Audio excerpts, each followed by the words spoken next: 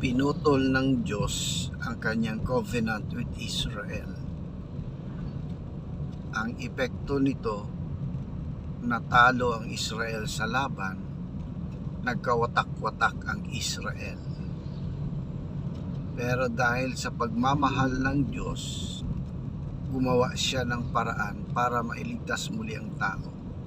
Pinadala niya ang ating Panginoong Hesukristo.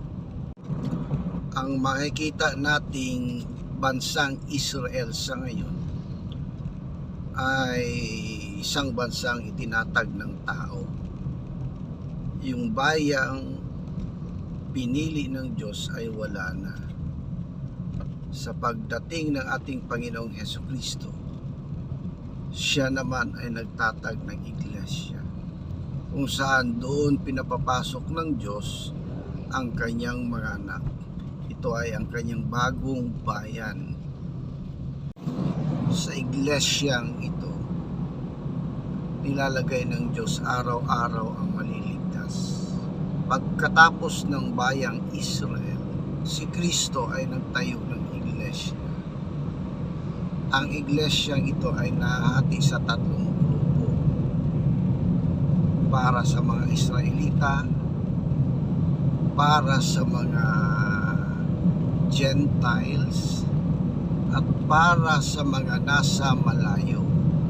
Yung sinasabing nasa malayo, yun yung mga tatawagin hindi sa kanilang panahon, hindi sa panahon ni Kristo, hindi sa panahon ng mga Gentiles, kundi ito ay sa panahon na bagong panahon.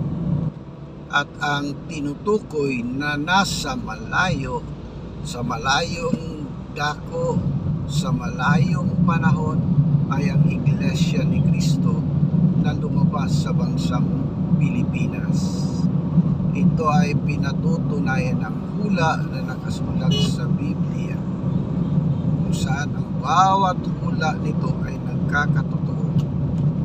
Kaya inaanyayahan namin kayong makinig sa aral ng iglesia ni Kristo. Wala pong bayad ito, libre lang. Makipag-ugnay lang po kayo sa sino mang kapatid o sa makita ninyong kapilya sa inyong lugar.